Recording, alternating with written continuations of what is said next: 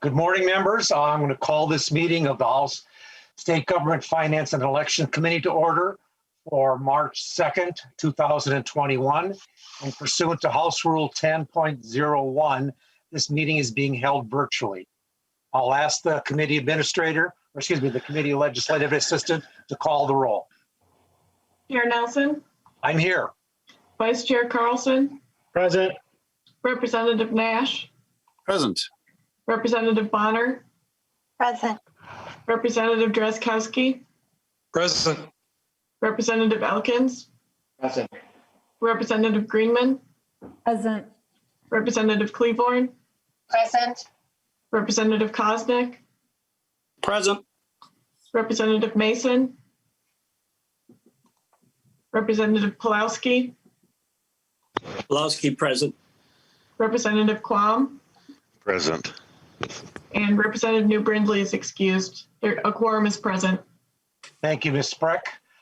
Next, we have the approval of the minutes for February 26th. Representative Claiborne, did you get a chance to look at the minutes? Yes, Mr. Chair, and I move that they be adopted as written. Representative Claiborne moves approval of the minutes from February 26th, 2021. All in favor, say aye. Aye. Aye. Aye. Opposed? Minutes have been approved. Members, we have a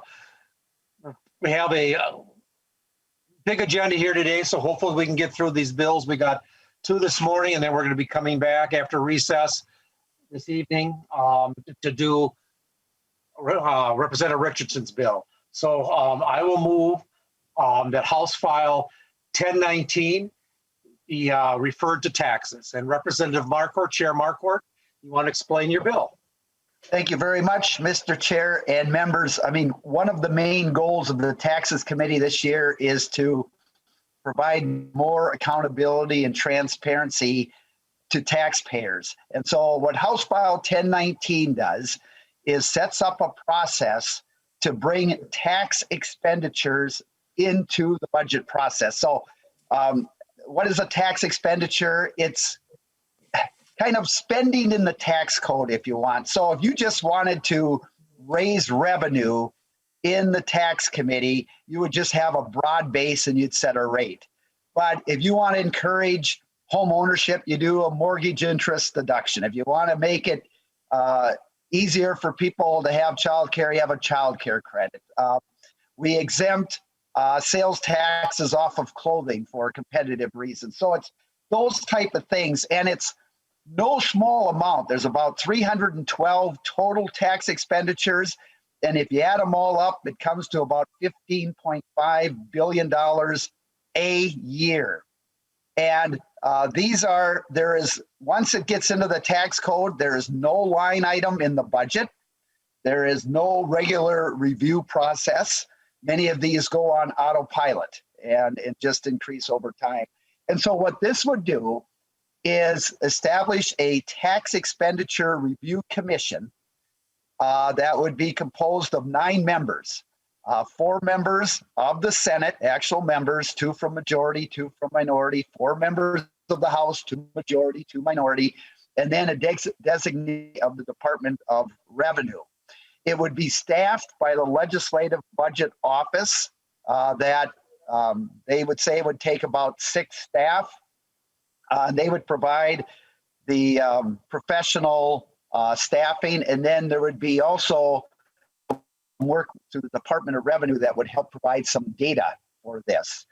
And so what the commission would do is initially in the first 3 years would look at all 312 tax expenditures and basically set up a purpose statement and how we could measure it. And then after that, they would look at all or most, and not all of them would come under it if it isn't a huge cost or if it's tied to the federal laws and so forth. But over 10 years, then they would look at them on a rotating basis, and they would provide recommendations that would go to the tax committees of the Senate and House, and then the Senate and House Tax Committee would have to have a public hearing. So unlike some of the other tax expenditure bills that have come through, while this Tax Expenditure Review Commission could offer recommendations, it doesn't set up, okay, here's 10 tax expenditures, and unless the legislature acts, they go away. That is not in the bill, and that's been in some past ones. This would only make recommendations, and the legislature would have to go from there. So members, the cost is about, well, I think 950 million because just 1 year in the first year, and then 1.84 million. Basically, it's about $950,000 a year of costs for staff of the Legislative Budget Office and the Department of Revenue, and then operational costs. And then I think there's about $8,000 in costs that would go to members for travel and so forth. So members, it also changes timing on a couple reports. And then one last thing is that any new tax expenditure would have to have an expiration date of 8 years attached to it. So it would come back for review and so forth. So members, that is the bill, and I will take questions. And Representative Marquart, I got a couple of questions here, but from people, but I got one first.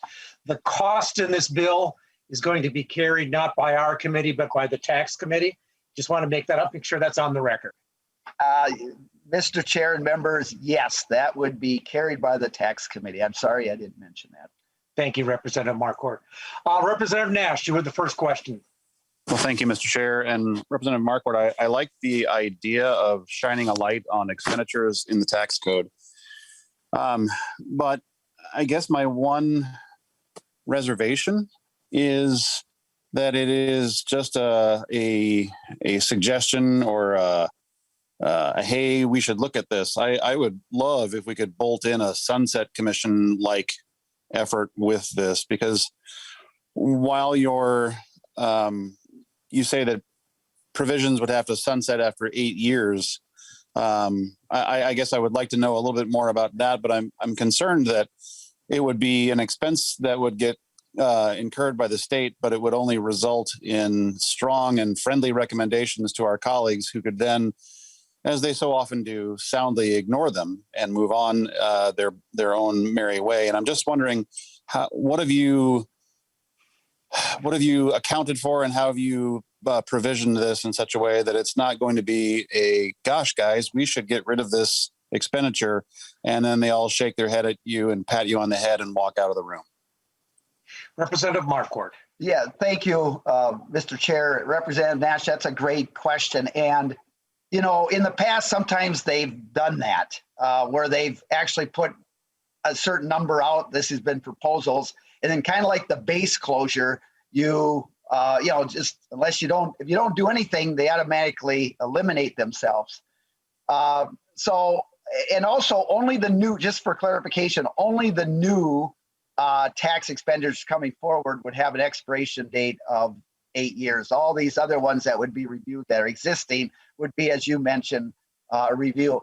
But while this doesn't go that far, this bill, this I think takes a real major step in the right direction, is that right now it's not part of the budget process at all. Nothing is happening to bring these 312 tax expenditures to light.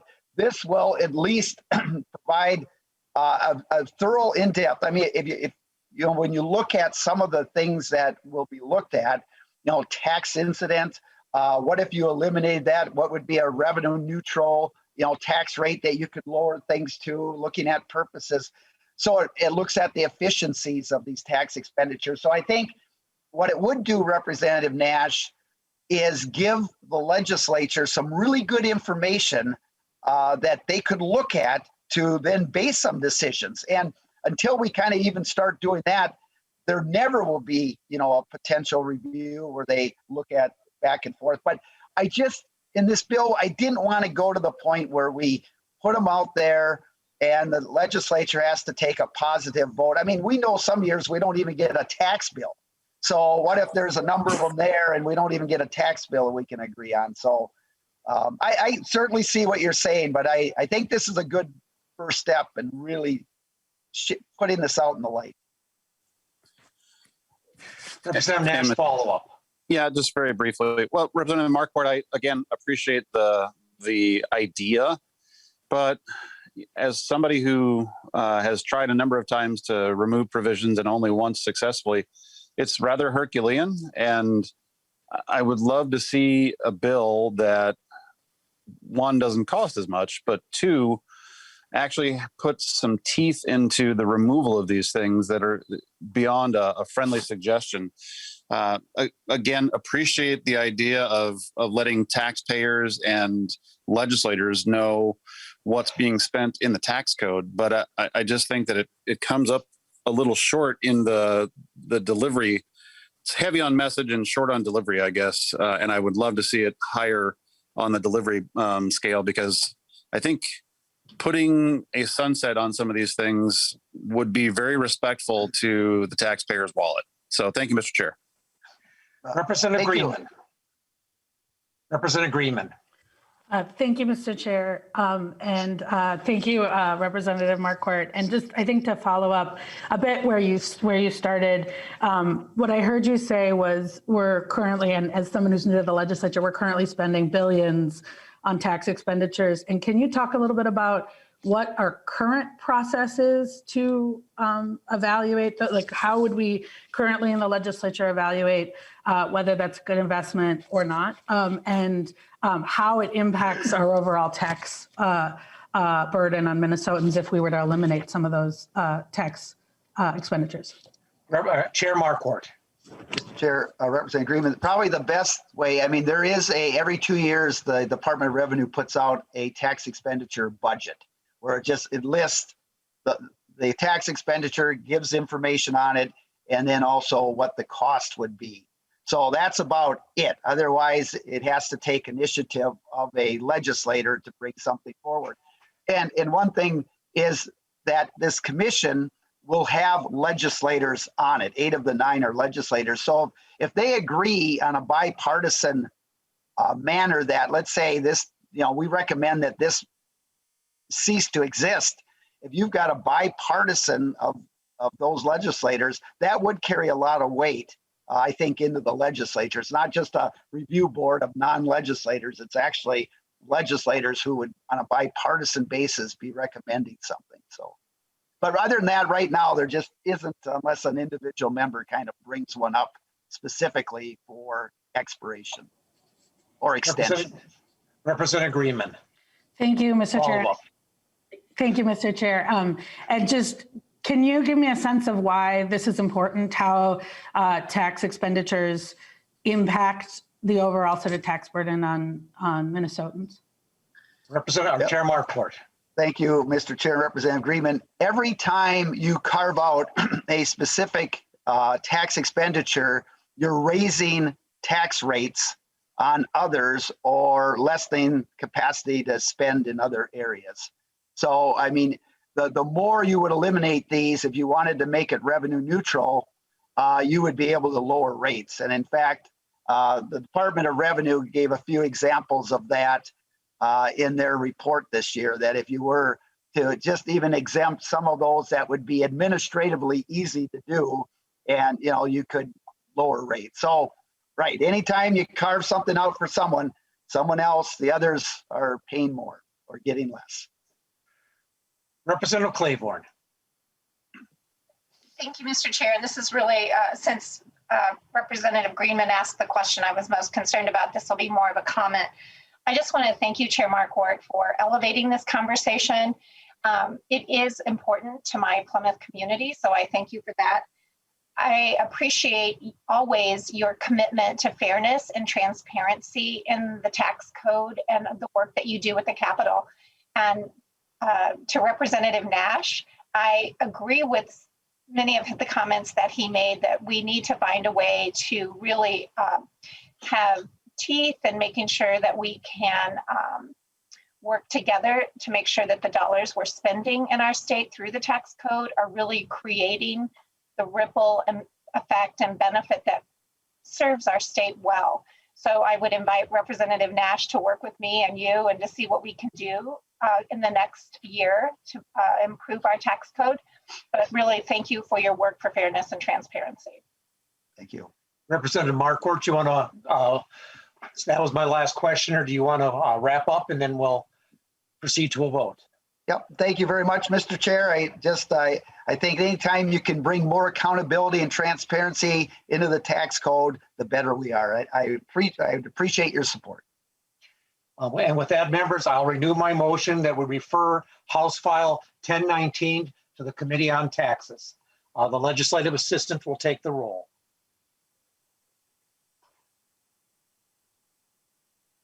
You're muted, Sydney. There we go. Chair Nelson, Aye. Vice Chair Carlson, Aye. Representative Nash, Yes. Representative Bonner, Aye. Representative Drazkowski, Aye. Representative Elkins, Aye. Representative Greenman, Aye. Representative Cleaborn, Aye. Representative Kosnick, No. Representative Mason,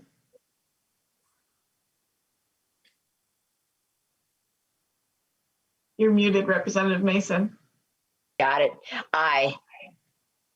Representative Pulaski, Pulaski, aye. Representative Quam, Yes.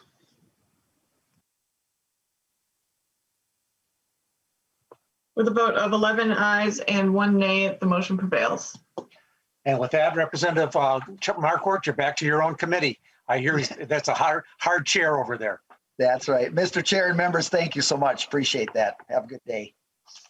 The next bill on our agenda, and members, this is House File 7 and Representative Olson, and I will move that House File 7 be referred to the Committee on Judiciary, Finance, and Civil Law. And members, just before we get started here, we plan to getting this vote. We will vote on this bill before we end our meeting this morning. And so members, keep that in mind as we go through our questioning. And I know there'll be lots of questioning and testimony. Representative Olson, welcome to the committee. Good morning, Mr. Chair and members. I have to say it's good to be back in state government finance land. I missed the committee this year, so good to see all of you here. So thank you for hearing House File 7. House File 7 believes that Minnesotans care for one another, and we want Minnesota to be a caring state where all our families can be healthy and safe. So I'm carrying this bill because everyone gets sick, and the coronavirus outbreak is another stark reminder that when people get sick, they should be able to stay home, not just for their own health or that of a loved one, but for the health of all of us. This bill would ensure that Minnesota is a state where, regardless of the color of your skin, your income, or where you work, you can afford to take the time to recover from an illness at home where you can limit its spread, where a sick kid can have the comfort of their parent caring for them, where you can go to the doctor before your illness goes from bad to worse, where you can seek support in the wake of sexual assault, and where those things don't mean you need to worry about missing bills or losing your job. Unfortunately, for far too many, especially those we've called essential workers during this pandemic, this isn't the Minnesota they experience. An estimated 36% of working people don't have any paid sick and safe time. This means that in a state with the second most Fortune 500 companies per capita, more than a third of working people in our state face a terrible choice between caring for themselves or their loved ones and the loss of wages or employment, because in many circumstances, it is still legal for workers to be fired for needing to take time off to care for themselves or a loved one.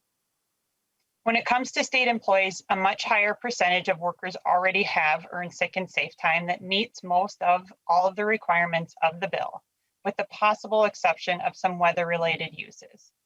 And as with the private sector, part-time, intermittent, and temporary employees are those least likely to have the protection of earned sick and safe time. In most cases, the fiscal note observes that the cost, in this case in particular, and why we're here in state government finance, the fiscal note observes that the costs are so diffuse and long-term, making them negligible enough not to be considered in this fiscal note or in this bill. The only instance in which MMB even attempted to compute these enterprise costs is in the specific case of the replacement staffing at the 24/7 operations for those few employees who would have new benefits, and in keeping with our practice, These enterprise costs are not included in the bill before you.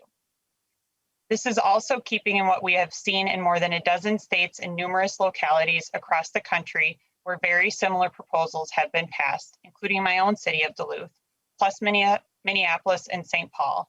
Providing earned sick and safe time also brings benefits to employers through improved recruitment and retention, lower employer healthcare costs through better use of preventive care, and lower presenteeism or coming to work sick. All of this, which means higher productivity, fewer workplace injuries, and a healthier workforce and state. Ultimately, House File 7 is about becoming the kind of caring state that I think we all want Minnesota to be. And with that, Mr. Chair, I'm happy to take questions. And I have listed one testifier, Kimberly Lewis from the Minnesota School Boards Association. Ms. Lewis, if you want to identify yourself for the record and proceed with your testimony. Good morning, Chair and committee members. My name is Kimberly Lewis, and I'm with the Minnesota School Boards Association. We represent 333 school boards across Minnesota. And as well as this morning, I'm speaking on behalf of the Minnesota Association of School Administrators, the Association of Metropolitan School Districts, and the Minnesota Association of School Business Officials. We appreciate the opportunity to share some initial thoughts on House File 7. We have not had the opportunity to meet directly with Representative Olson. We hope to do so, and we look forward to learning more about this bill and working together. Our boards, administration, particularly our school district business officials and human resource representatives, have some questions and concerns as it relates to the implementation and management of this proposal. As with last year's bill, our school district business officials and HR reps have alerted us to three main areas with concerns or questions. Our primary concern is the cost to schools. School boards do not have the authority to levy for the funds that would be needed to cover the employer cost portion of this proposal. The funds would need to come out of the general fund, in other words, out of the classroom. In a district, an average district where there are 400 part-time employees, and I used my own school district as a reference for this example, they have 400 part-time employees on a staff of 1,900. That could mean up to $200,000 or more, plus the cost of substitutes. That could fund several teachers. It could lower class size. There's also the soft cost of administration and reporting of the program at the district level. At a time when most schools in Minnesota are experiencing budget deficits and making cuts, especially in the midst of this pandemic, how are schools to pay the cost? We don't generate revenue. We don't have widgets we sell, so it would come out of the general fund. Another question is how collective bargaining would be impacted. Representative Olson indicated that Duluth and Minneapolis and St. Paul have bargained for this. If passed, would this be a statewide benefit that would be part of the local bargaining negotiations? Would it supersede negotiations or both? And finally, due to the nature of the workforce within our schools, there may be a potential for a greater need for the number of substitutes. And it is already extremely burdensome to find subs for our paraprofessionals, education assistants, and other part-time positions. It's our responsibility to keep the continuity in the classroom, the cafeteria, the bus, the playgrounds, et cetera. So we plan, or we hope to continue discussions with both our district personnel and Representative Olson, and we appreciate the committee's time today and listening to our concerns. With that, I'll stand for any questions. Thank you, Ms. Lewis. I also have on here listed, it said if needed, I'm assuming that's for to answer questions, Christian Bateson, Deputy Commissioner of MMB, and Nicole Lissenbach, the Deputy Commissioner of Dolly. I guess either one of those need to testify, or are you there to answer questions? Mr. Chair, they're there to answer questions. Thank you. That's what I assume. With that, I've got a list of questioners starting here. Representative Nash, you had your hand up and you took it down. Do you want to ask questions now, or do you want to at the end, or how do you want to work that?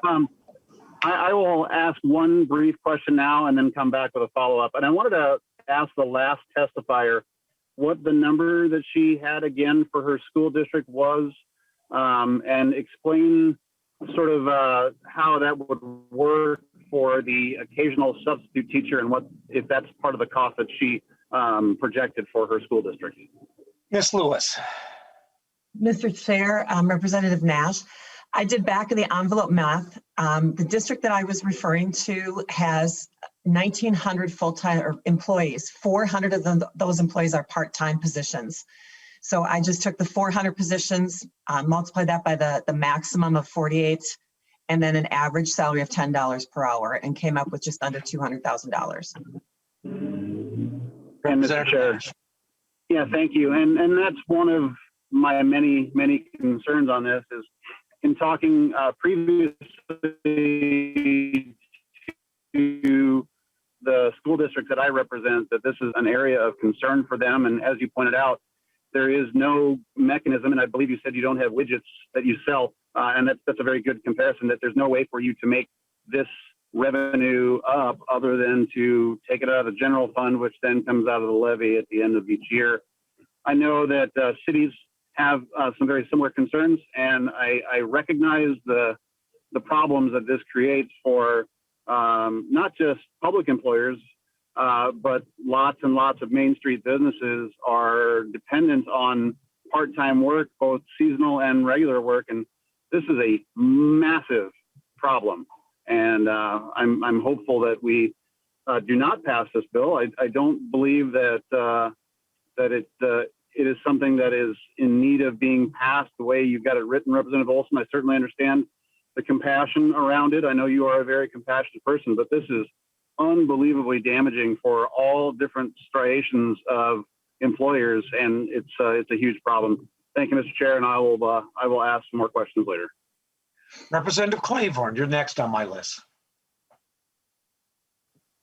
Thank you, Mr. Chair and Representative Olson. I think first, because I work closely with Ms. Lewis on issues that are important to our suburban school districts.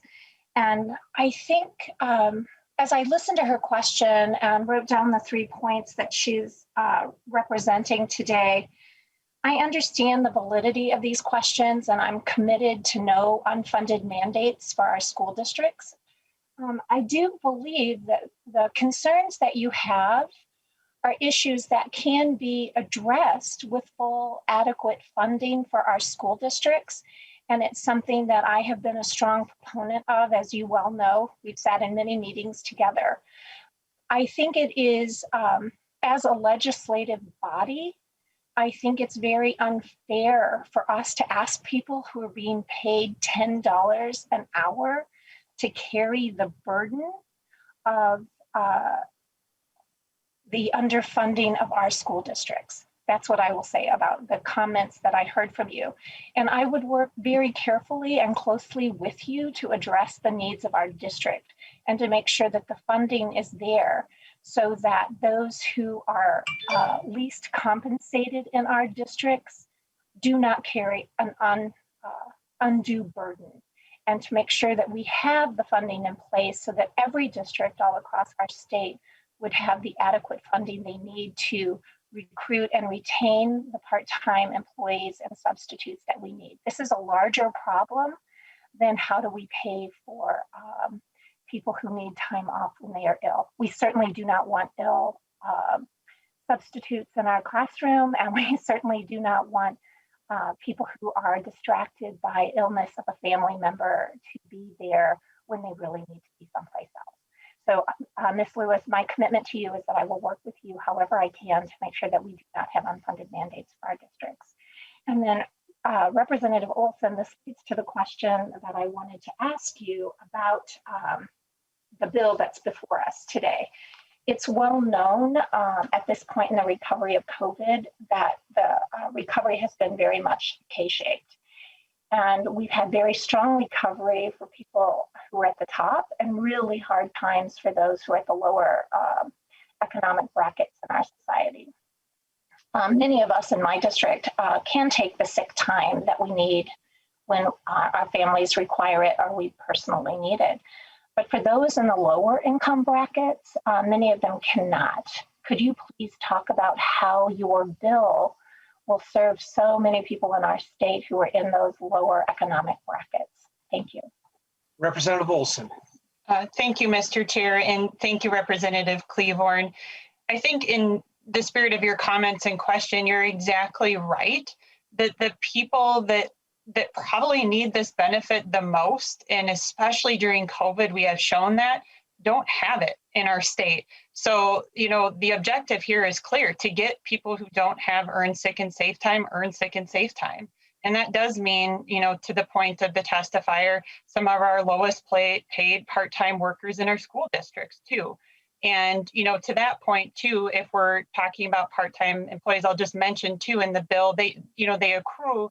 It'll be accruing at a slower rate if you're a part-time employer. So in terms of some of the costs Ms. Lewis mentioned for part-time employers and just the overall cost of this benefit, it's 0.75% according to the Bureau of Labor and Statistics surveys of employers. So the cost to employers themselves isn't huge, but the benefit to those people, Representative Cleavorn, you're mentioning, is huge.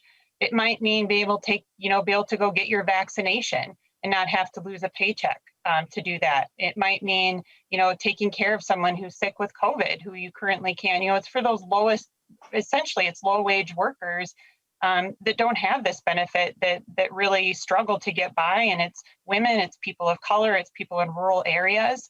And this bill is really geared towards making sure everybody in our state has earned sick and safe time. So thank you for the question, Representative Cleavorn. Representative Cleavorn, and follow-up. No, thank you, Mr. Chair. Okay, thank you. Next, I have Representative Koznick. Representative Koznick. Thank you, Mr. Chair. Representative Olson, the sick and safe benefits that you're referring to, are there currently some examples of companies that provide this that you're aware of in Minnesota? Representative Olson. Thank you, Chair and Representative Koznick. Yes, there are employers that have this currently by their own accord. There's also, as mentioned in my testimony, we have city ordinances that have passed in 3 different cities that also require it for all employers. So there are examples. In the scope of this bill, obviously, and Representative Koznick is aware, we're here because of the MMB portion and the state government employees piece of this. But in the testimony we heard in other committees, we had a number of them from across the state testify about earned sick and safe time. Representative Koznick, follow-up. Thank you. Well, I think regardless of the jurisdiction of this committee, which sometimes frustrates me that our election certificates aren't good enough to talk about the bill in general, but I will go ahead and just state it. Currently, if it's such a great deal for businesses and their employees, they are permitted to provide any benefit that they want. And additionally, there's probably additional private market insurance coverages to provide for this.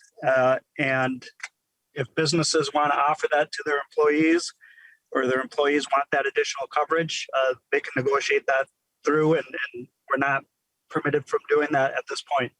So thank you for the bill. I'll be voting no. With that, thank you, Representative Koznick. Representative Bonner is the next on my list. Thank you. I have actually 2 questions. First, I know that we've had very fascinating studies about similar benefits that have been employed. What was surprising about them is that it was a really mixed bag about folks who actually used them. In fact, the folks who needed them used them. But often what was really surprising is that they didn't get used nearly as much as was expected, or at least thought. But what they noticed was that there was an incredible amount of retention with employees just by merely having the option. I guess my question is this, the first question is, earned safe and sick time is something that is earned over time. I think you mentioned that, as a part-time worker, you would accrue it more slowly as a full-time worker. And I think really what we're saying is that this is essentially tied to the work that people are doing while on the job. And can you explain maybe a little bit more about how that works or what that would look like for people over time? Representative Olson. Thank you, Chair, and thank you, Representative Bonner. Yeah, so in the bill, if you have the bill, it would be, we have Section 3 on page 3, Article 1, Section 3 talks about the accrual rate. So it would be 1 hour of earned sick and safe time for every 30 hours worked, up to a maximum of 48 hours of earned sick and safe time in a year. And then the bill describes usage and accrual and things. So this is really a place where workers really see this as an insurance against illness, like that they have this benefit there. It's not something that gets taken advantage of. And again, we heard that testimony time and time again in other committees. And so it's an opportunity to work towards having this benefit. To your point, they're earning these as they're working, and they're using it. And we're finding, to your point, there's more folks who are seeing it as an insurance policy in case they get sick rather than taking advantage of it for reasons that people had once feared, but it's not showing that to be the truth, as you mentioned. And Representative Bonner, a follow-up to that? Thank you. So thank you for that. By the way, I really appreciate that. And I know that one of the other benefits of this particularly is that, you have a lot of lower wage workers, particularly women, who end up driven out of the marketplace. And of course, we know employee retention is an issue, and it's more costly to have to hire new employees than to keep good ones. So I really appreciate that. I know that you mentioned earlier that we have implemented this in other cities. And so I'm just curious about, from an objective perspective, those cities that have actually employed this, if you could talk a little bit more about what has happened in those cities and what benefits they may have reaped, or how it's worked out for them. Representative Olson. Thank you, Mr. Chair and Representative Bonner. Yeah, so as I've mentioned in my testimony, my own city has earned sick and safe time, and they actually have it as one of their legislative priorities to have it passed at a state level. The city council voted unanimously in favor. So we're seeing it as a benefit to our city and to our workers. And it's not something our city or any of the cities that have implemented it are talking about walking back or repealing.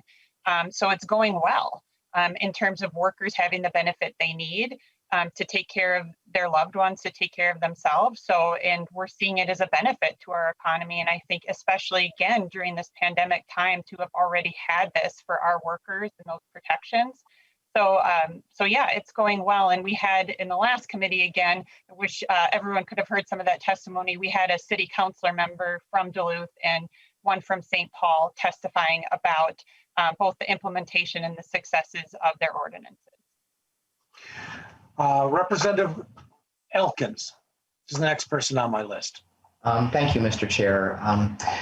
Ms. Olson, Representative Olson, in my private sector career, I had employers who had personal time off policies where sick time and vacation time, went into one pool. One of the things that I observed is that people would come in sick in order to avoid eating into their vacation time. Is this an issue that you've explored in developing this bill? Representative Olson. Yeah, thank you, Mr. Chair and Representative Elkins. Yeah, the goal of this, as I mentioned, is really to keep people from going to work sick. So to your point exactly, that's exactly what we're trying to do, is make sure people feel like they can stay home when they're sick. And that's exactly the goal of this. So yes, you're correct. Thank you. Representative, the next on my list is Representative Greenman. Thank you, Mr. Chair, and thank you, Representative Olson.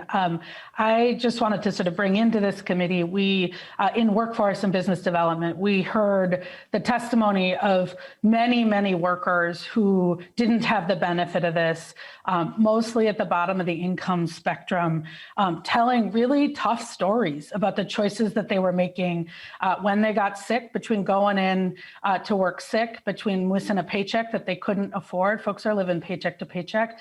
And also about parents who had to make really tough decisions. I think we heard one who lost her job over having to take time to care with her sick kid. And I think in this moment of a pandemic where that is in everybody's life, not having this is a really, really hard thing for workers. And as I think Representative Olson started with, the workers at the bottom of the income spectrum, the ones with the least amount of power to be able to get this just as individuals on their own.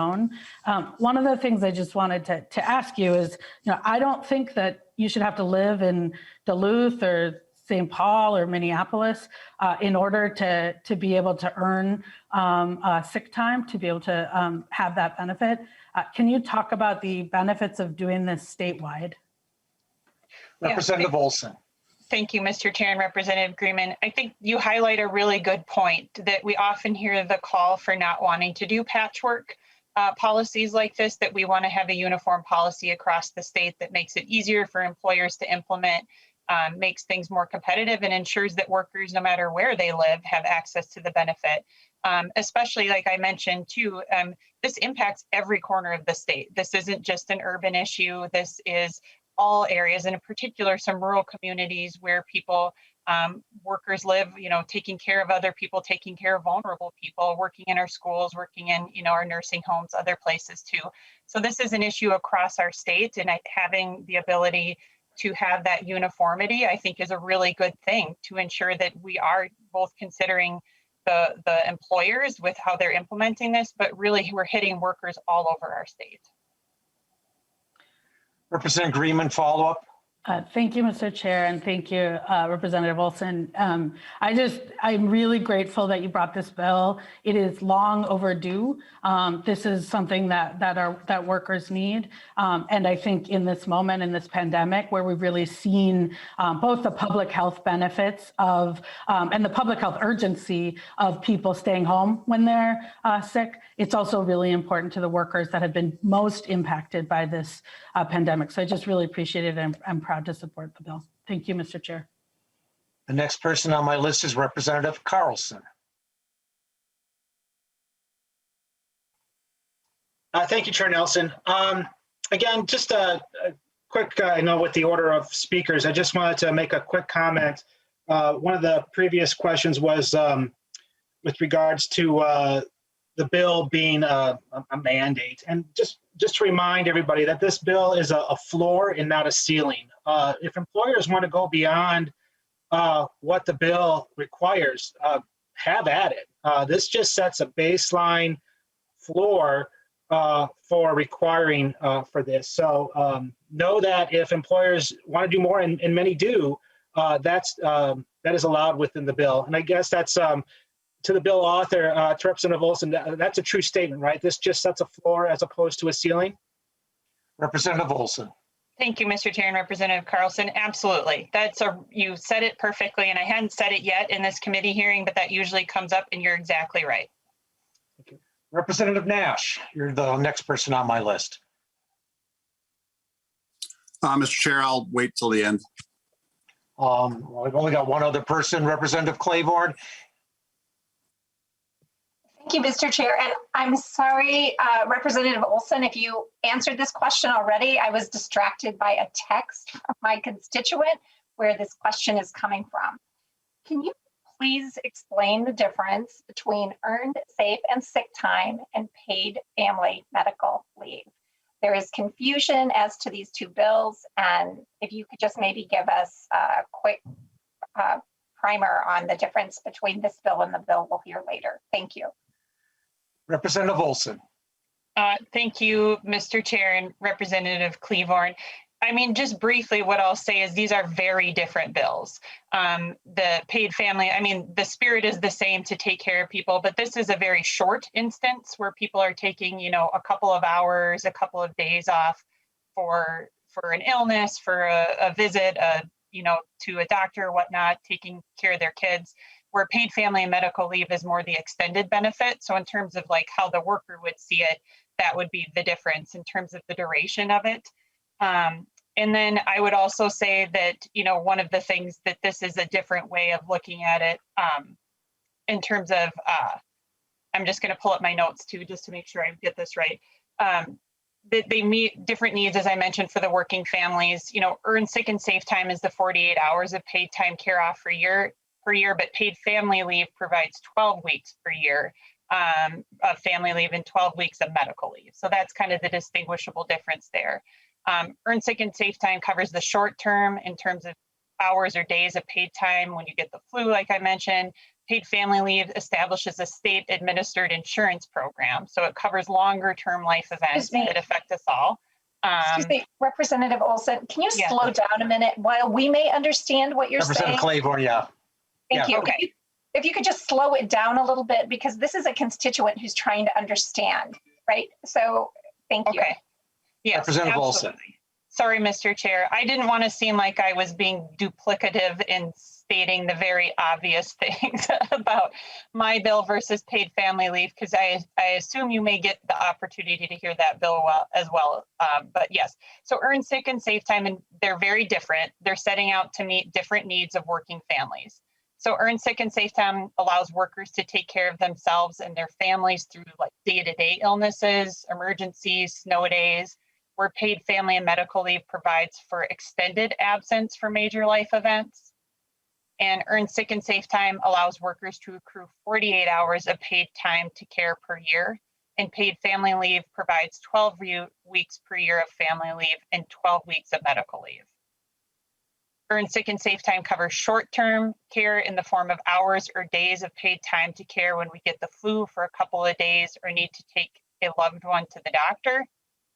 Paid family and medical leave establishes a state-administered insurance program. It covers longer-term life events that affect all of us at some point, like bonding with a new child or supporting a loved one at the end of their life. But both really ensure that working people have the time off that they need to care for people. And so I would see these two as complementary, that really as a state, to be the kind of state I believe Minnesotans are asking us to be, we really need to have both of these together to ensure families can take care of each other in whatever the situation that may be in front of them, whether it's short-term illness or long-term needing of something like a paid family and medical leave. Thank you. Representative Nash, you're the last person on my list. Well, thank you, Mr. Chair. Wow, there's a lot here. And again, Representative Olson, I appreciate your compassion. A couple questions around the morphology of the bill. Can you give me an idea of the duration that one must work again in order to become eligible for these? Because I wanted to make sure that I got that right before I go down a different line of questioning. Representative Olson. Sorry, Mr. Chair. Yes. So in terms of the accrual rating, so you work a minimum of 1 hour of sick and safe time for every 30 hours worked, you get up to 48 hours. And there is some standards of terms of like how long you must work and carry over and whatnot on page 3 and 4 of the bill. And you have to be, I'll pause there. Representative Nash. Yeah, thank you, Mr. Chair. And Representative Olson, walk me through, so we heard from school districts who this would be very expensive for, but maybe walk me through how maybe up in your district or in my district or some of the others, how does this apply to, say, a family farm that might have the occasional hired help that they bring in, and how does that work from an administrative perspective? How does that work for a cost perspective? Maybe walk me through that, because I think that's something that my constituents are going to want to know more about, and I'm sure that a lot of them around the state of Minnesota would like to know about as well. Representative Olson. Thank you, Mr. Chair and Representative Nash. And I apologize, I didn't answer your question fully the first time. 90 days, I think, is what you were actually asking for, not the accrual rate, but how long you have to work before you can use the benefit. As for your second question, that's a good question. It was asked in another committee as well. So yeah, everyone gets sick and we want everyone to be able to take care of themselves. And we think it's prominent, more prominent when it's a family member. And this bill applies to all employers and all workers who aren't sole proprietors or self-employed unless they work less than 80 hours per year in Minnesota. So it's really aimed to cover people who need it. Well, Mr. Chair. Representative Nash. Yeah, thanks, Mr. Chair. And Representative Olson, I think you're missing my point. I'm trying to convey that many farms utilize what might be considered a hired hand that does occasional work that isn't a family member. And, I don't need to remind you just how difficult it is to be a farmer in the state of Minnesota.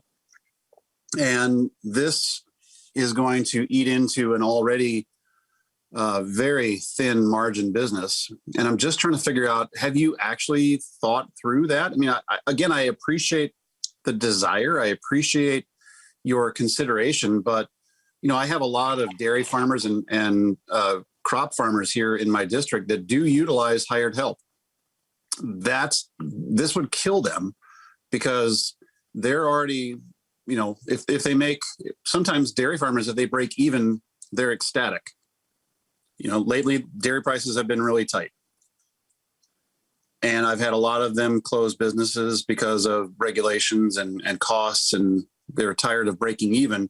Well, this is going to put them in a position where they're no longer even going to break even for accruing sick and safe time for people who are occasional workers. So please don't gloss over that. Give me your assessment of how this works for the family farmer. Representative Olson. Yes, thank you, Mr. Chair and Representative Nash. Well, as I mentioned, you would need to work at least 80 hours per year in Minnesota to earn the benefit. So depending on, you know, what kind of situation you have there, the accrual rate, depending on how much they're working, you know, the 1 to 30 hours, you know, 1 hour for every 30 hours worked. If they're working more part-time, obviously it's going to take longer to accrue. You know, and again, I think it's just maybe a fundamental difference we have, Representative Nash, that again, the spirit of the bill is to cover people who don't have the benefit. Because I think about those workers wherever they are, they also deserve to be home with their families when they're sick. They also deserve to be able to take time off, you know, to go to a doctor's visit. It doesn't matter where you work. It doesn't matter, you know, what part of the state or what work, we all deserve that benefit. And I would say, you know, seasonal employees, if that's a piece of what you're talking about, we do take that into consideration, and they're largely excluded if they don't work for that 90 days, as I mentioned. So if you haven't had 90 days on the job, you're not earning the benefit. So we do as best we can try to take into account the exceptions around some of what you're talking about, but at the end of the day, we are really trying to cover as many people as possible. Representative Nash. Thank you, Mr. Chair.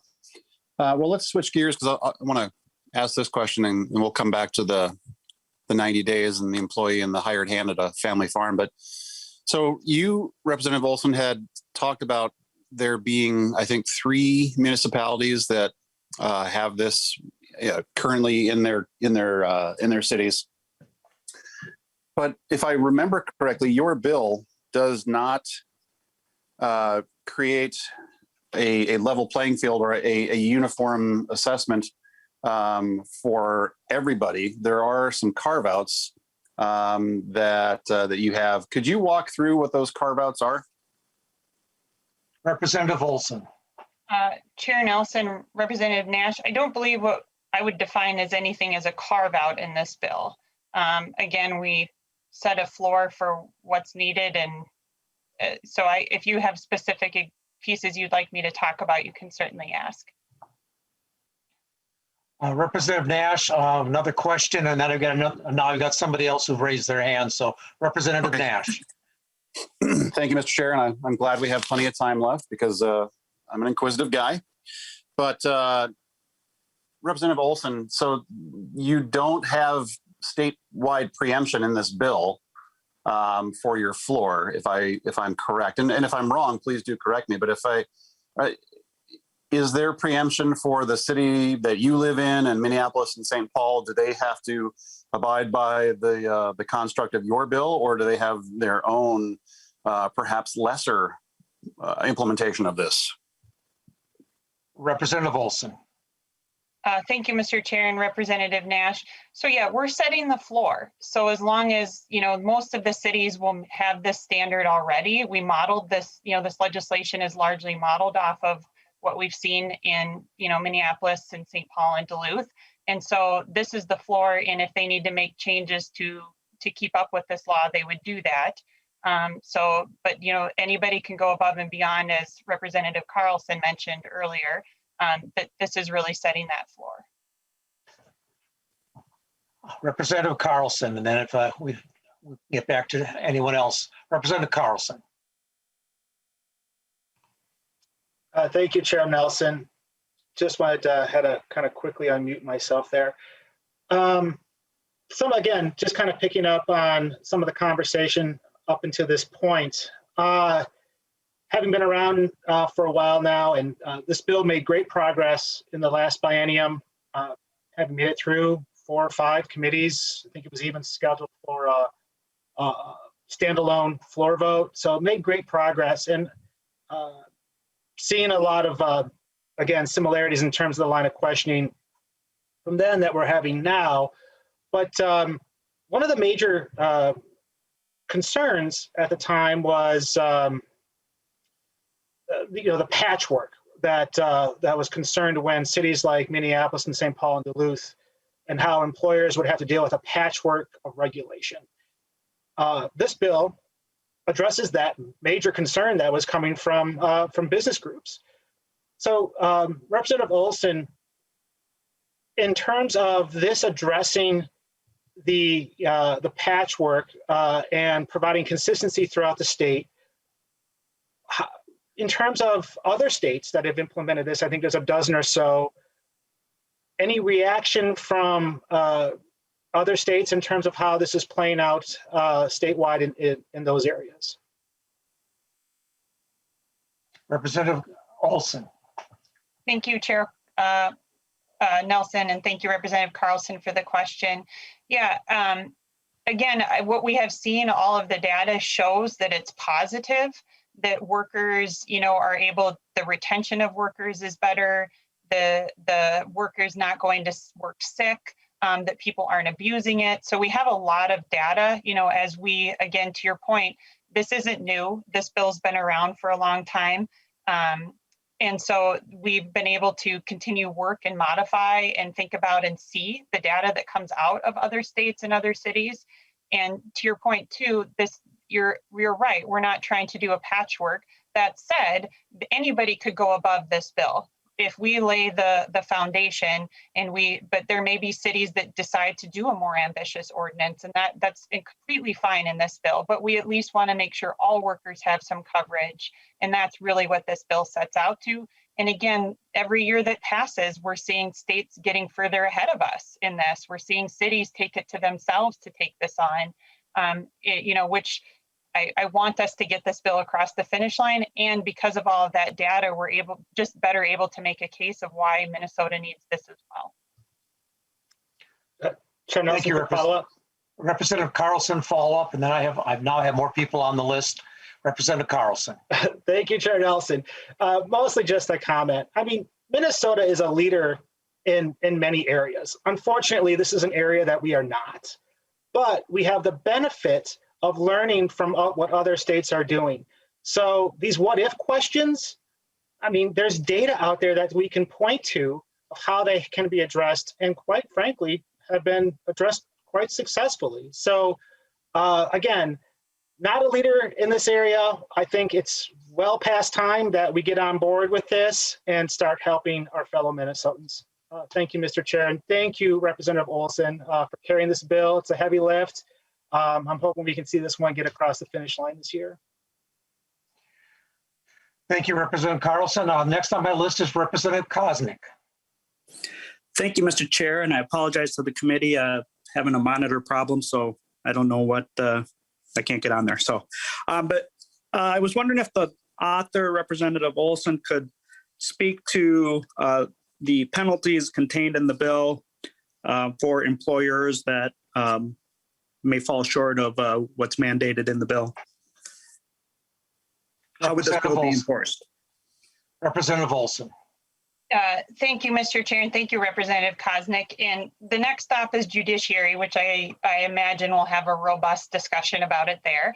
But we have touched on it. So yes, so I probably could actually turn it over to, if Dolly is willing to speak a little bit, that actually falls more within their area to speak. We do change the penalties in here, and from bill author perspective, the goal here is to provide, just assurance to workers and incentives. We don't want to, penalties is not the goal of this.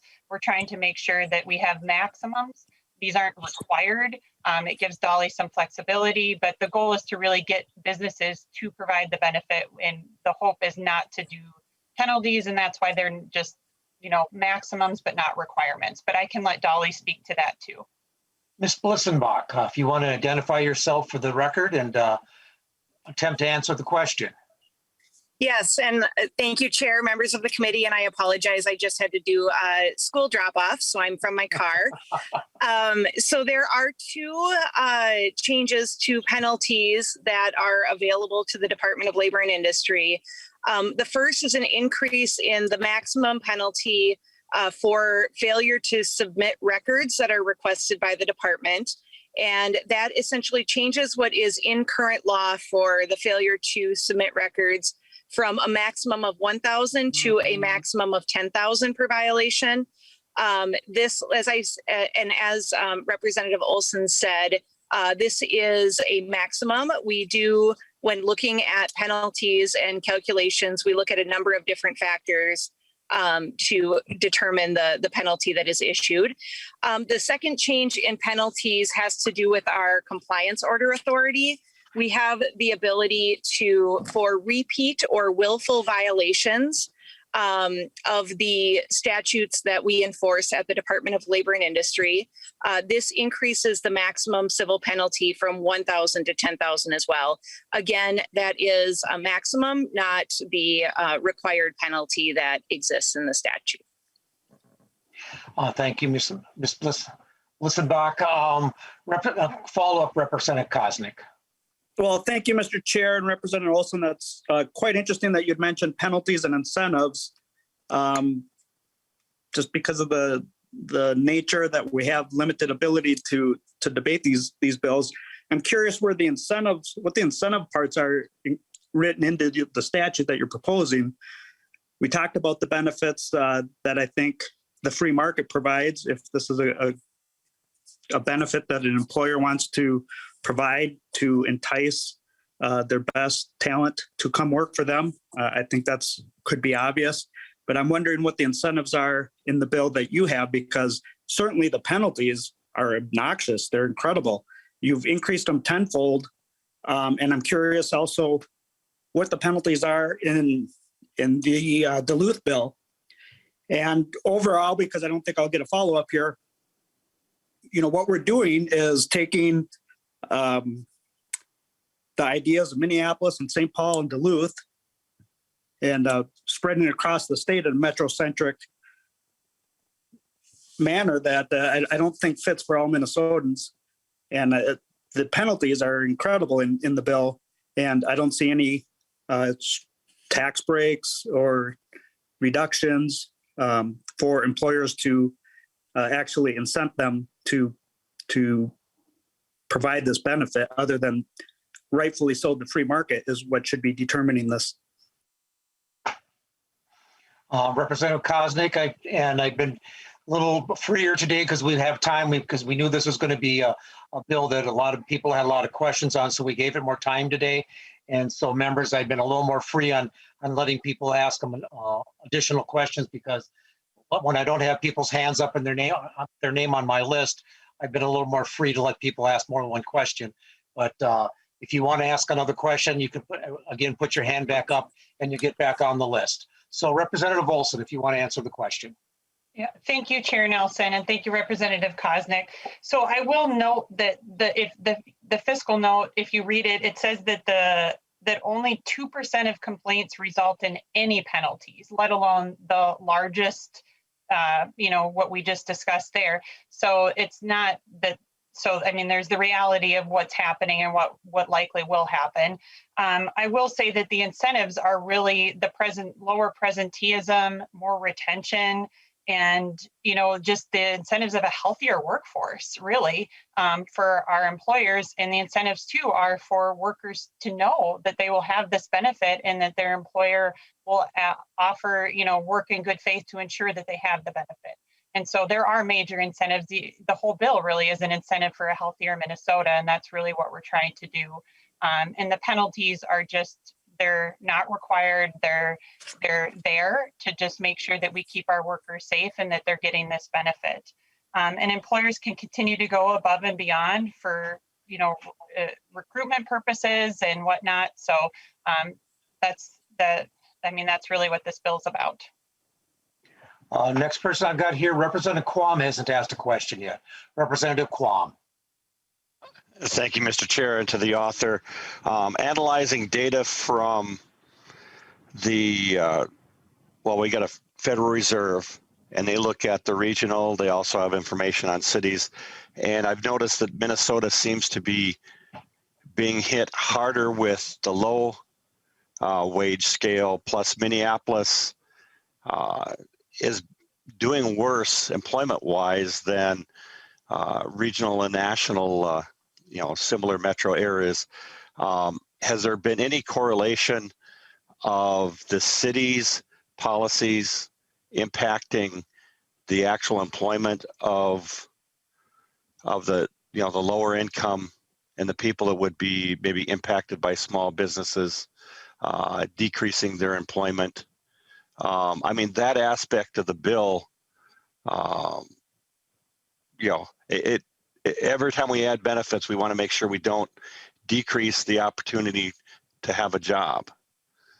And have you analyzed that impact when structuring this? Because you went down to, the federal bill was at a high, 50 and above. You're going down to anyone that employs anyone. And that's probably why there's so many FTEs being added into the on the new fiscal note, just to keep track of all this data that's being generated. So just wondering if the author has looked at the secondary impact that this might have on the state as a whole. And before we go to Representative Olson, Representative Quam, you mentioned a document that you were reading. If you have a chance, can you provide that to me, and so we can provide it to the committee so we can all see the data. Representative Olson. Thank you, Mr. Chair, and thank you, Representative Quam. So there have been studies across the nation in this regard, and there is no correlation between this benefit and the decrease in employment opportunities that you mentioned. Or so maybe we're looking at the same information, and it's good. It's good news for the Earned Sick and Safe Time benefit and what it does for employers and employees.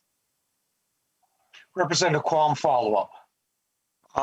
Just that I will forward to committee, and I think you also received the emails from the Kashadi and the Federal Reserve, where they've got studies and they do the regional, and they also have breakouts for some of the metro areas. And in the graphics, there were some troubling aspects about low income employment.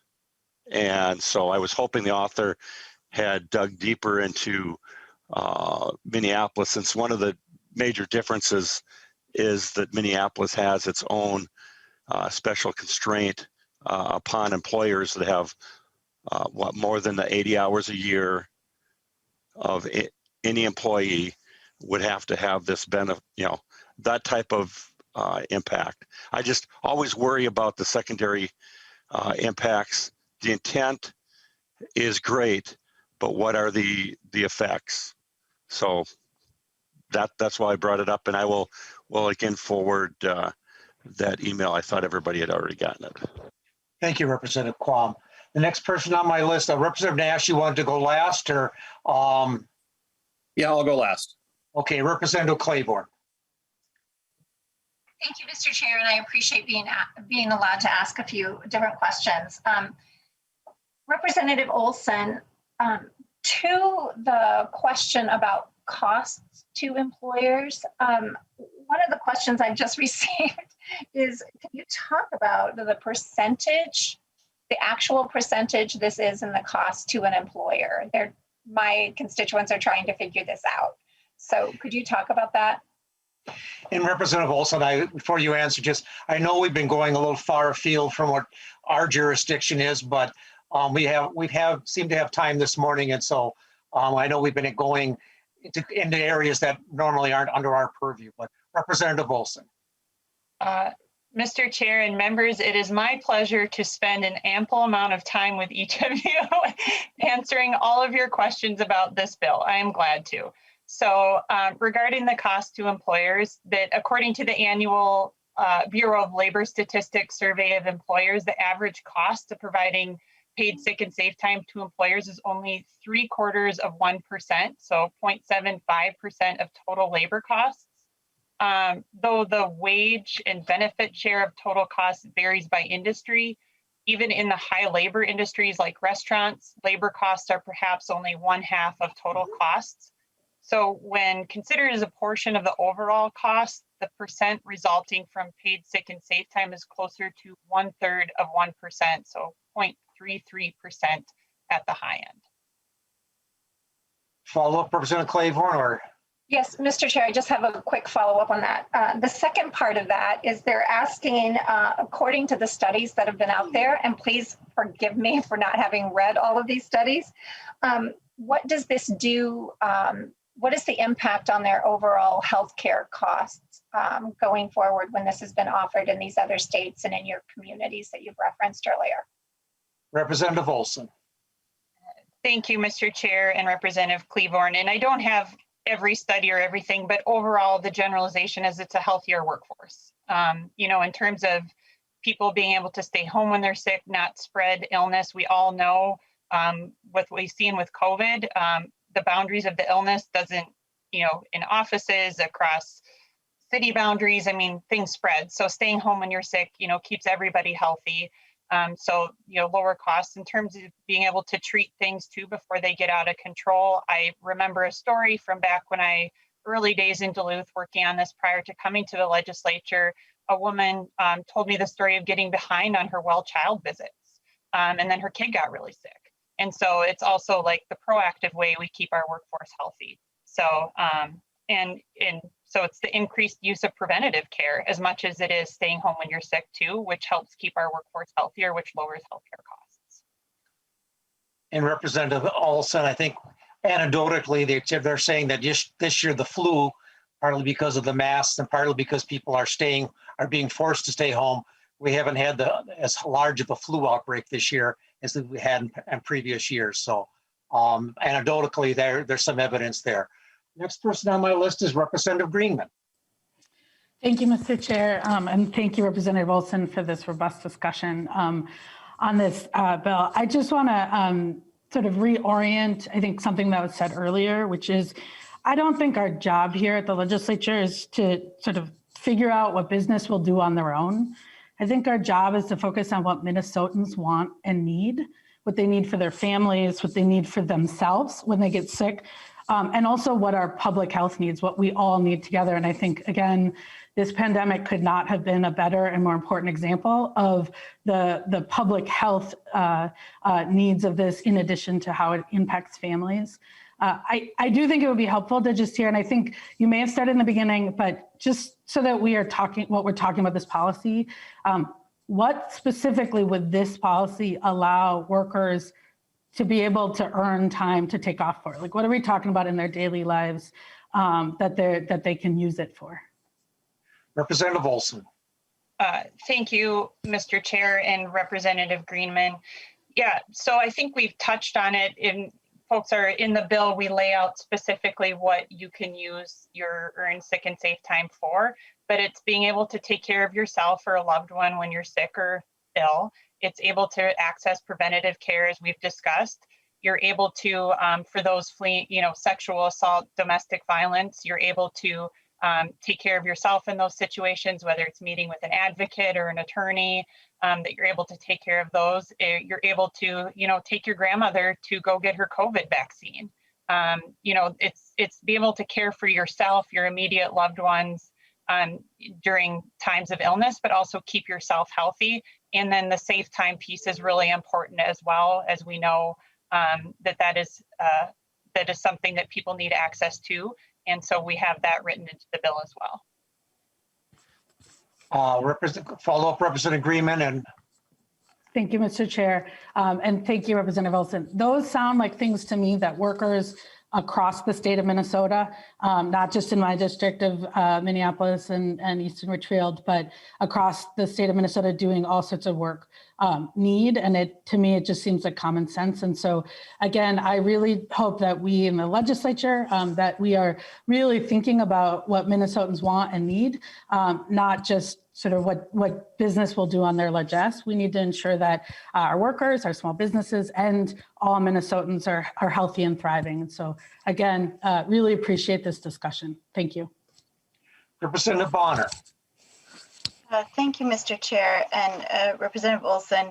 I think, again, we brought this forward again, but we talk a lot about, here at the legislature that our purpose and our mission is really to serve the people of our state. And we've seen with COVID the really large disproportionate impact that this has had on, particularly on women in the workforce. We've seen women exiting the workforce in large numbers recently to care for children, sick loved ones, care for themselves, that kind of thing.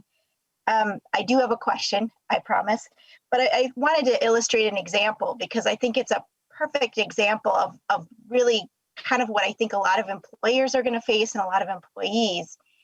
I have a girlfriend who was laid off, unfortunately, just at the beginning of the pandemic. Hard worker. She worked for the same company for almost 15 years. Worked overtime, worked every weekend, did everything she could to make ends meet, didn't make the greatest salary, but she always did everything she had to do. And in waiting to look for another job during a pandemic, she applied for zillions of jobs until she finally found one. They offered her a job with no sick time up front, none, no vacation time for a year. Put that in perspective. No vacation time, no sick time for a year in a pandemic, and she had to take a substantial pay raise to take the job. And this is a large employer that has national chains across the country. She chose to take the job because she's a hard worker and she wants to work. And during a pandemic, she took whatever she could get. But I remember having a really hard conversation with her about what that would look like for her. And if she could afford to stay. She has a young son who has a number of challenges. So she can't take time off even to go to a doctor's appointment. And, realistically, what I said to her is, you do what you need to do. And in the interim, you do your darndest to look for something else. Because there is no way that they believe that you're going to stay taking a substantial pay cut. And the only way they could get her closer to her previous salary was by adding massive amounts of overtime. So I guess my thought is this, and I'm curious your take on this, Representative Olson. I know that she's a hard worker. She is exactly the kind of worker we're talking about here. She's an executive assistant. She works her tail off, has a young child, and we know a lot of women in that case. And I'm curious if we know of any anecdotal studies or information or background on how this is impacting other women in the workforce. Because I'm, when women are making up 50% of the workforce and we're already driving them out for other reasons, I guess I have real concerns that not caring for this population could have really strong ramifications down the road by not implementing something to care for these workers, especially in the midst of a pandemic. Could you speak to that, Representative Olson? Representative Olson. Thank you, Mr. Chair and Representative Bonner. I think that story illustrates exactly what we're trying to do to make sure everybody has this benefit like your friend. Yes, so as I mentioned in the opening, that about 30% or 36% of working people, so that's 932,000 Minnesotans, don't have paid sick and safe time. But when you break down who those people are, it's women, it's people of color, it's low wage workers. That's true in our state, that's true in other places. So we are talking about, to your point, exactly the kind of people that need it the most and are most impacted by COVID-19. As we know, those who were laid off from jobs were predominantly women.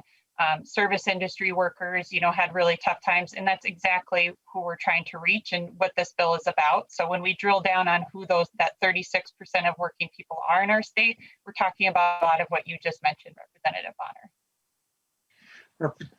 Representative Bonner, follow up or shaking her head no? Representative Nash. Yeah, thank you, Mr. Chair. And you're the last person on my list, so I'm going to give you a little more leeway. I appreciate that, Mr. Chair. You got a little bit of time here, but I want to get to at 5 minutes at 9:55. I want to get to a vote on this. So understood. Thank you. I'll wrap my comments around that 5 minutes. So, Representative Olson, if you would, tell me what is the difference between the definition of family or family member in your bill versus some of the other implementations in other parts of the state. If I'm not wrong, I believe that yours is a bit more expansive. Representative Olson. Thank you, Mr. Chair and Representative Nash. Yeah, I don't have the exact language of the Minneapolis, St. Paul, and Duluth ordinance, but yes, it is a definitions based on some of what we had in those ordinances plus more. So yes. Representative Nash. So, Representative Olson, in the crafting of your bill, obviously you've made a conscious decision to expand what a family member is. Maybe give me or give us and folks watching some idea as to what those new designations or assignations are for what is a family member. Representative Olson. Sure, Mr. Chair and Representative Nash, let me just get that page on the bill so I can just read the definition here for you. So page 2, Article 1, Section 2, a family member, an employee, a child, foster care, adult child, legal ward or child of the employee, spouse or registered domestic partner, sibling, step-sibling, foster sibling, parent or step-parent, grandchild, foster grandchild or step-grandchild, grandparent or step-grandparent. Any family member listed in the clause is a spouse of the registered domestic partner, individual related by blood or affinity with those close association with the employee, and up to one individual annually designated person by the employee. And this is, so I guess the city that would most closely, I think it's pretty identical to St. Paul's. So there's already a city that has implemented it, and a lot of this was in the Duluth and Minneapolis, but it is more closely tied to St. Paul's from what I understand. Representative Nash. Yeah, thank you, Mr. Chair. And well, it's a very, very, very broad list. And I again, Representative Olson, you and I know each other pretty well, and I do appreciate your compassion here, but this is a hugely expansive list of people that could be the triggering mechanism to have somebody come home to take care of them. And I appreciate your compassion, but here's my problem with the bill. I drive up and down the main streets of the different cities that I represent, and I look at all of them, and they're all small business owners that live on exceptionally tight margins, and they have been getting punched in the face over this pandemic. And we keep hearing, oh, we're all in this together. We're one Minnesota. We have your back. We're with you, whatever. And to the small business owners and all business owners, this doesn't exactly say that from where I sit, Representative Olson. This says, we're glad you're still open and alive, whether it's on life support or whether as a business. We're gonna give you another round just to see how resilient you are, because this is going to be outrageously expensive. This is going to cost business owners, and I think you know, and maybe a few others do. I call myself a recovering business owner, having sold my business not long ago, and I'm glad to be in recovery. Good Lord, would this be awful? But the cost to the business owner is going to be staggering. And these are people that we live next door to. These are people who live on your street, that you go to church with, that you see at the soccer pitch or whatever. And this is going to be an incredibly onerous piece of legislation that would put millions of dollars on top of business owners around the state. And Representative Olson, I'm going to follow up with you offline because I didn't get a very good answer as to what does this do to a farmer? What does this do to people who are already living on tight margins in their business? Because this is, as the school board said early on, this is an unfunded mandate. This is going to add so much cost to both public and private entities. So again, Mr. Chair, I will say I appreciate the latitude you have afforded our members. I am grateful for that, but recommend a resounding no vote on this because it is unbelievably expensive to our business community. And as Representative Olson has applied a fairly liberal approach to what is a business, it covers pretty much anybody who is in Minnesota. And it seems to be a very one-size-fits-all situation. So I thank you for the time, Mr. Chair. I'll be voting no. And members, it's 9:55. I want to get to a vote on this. Representative Olson, if you want to do a quick wrap up, and then we'll get to a vote. Representative Olson. Sorry, probably good to unmute here. I apologize. Well, thank you, Mr. Chair and members. I appreciate the discussion today and ask for your support of House File 7, because no matter where you live, your job, or the color of your skin, through our differences, we want many of the same things. We want to snuggle our kiddos to make them feel better when they're sick. We want to see the doctor before an illness goes from bad to worse. We want to be able to recover from the flu without worrying about missing bills or losing a job. House File 7 is about moving towards the kind of caring state we all want Minnesota to be, one that reflects the compassion Minnesotans have for our family, friends, and neighbors. And I ask for your support of House File 7. Thank you, Mr. Chair. With that, I'll renew my motion that House File 7 be referred to the Committee on Judiciary, Finance, and Civil Law. And the Committee of Legislative Aid will take the roll. Chair Nelson, Aye. Vice Chair Carlson, Aye. Representative Nash, No. Representative Bonner, Aye. Representative Drazkowski, No. Representative Elkins, Aye. Representative Greenman, Aye. Representative Kleborn, Representative Kleborn, Claiborne votes aye. Representative Kosnick, No. Representative Mason, Aye. Representative Pulowski, Pulowski, no. Representative Quam, No.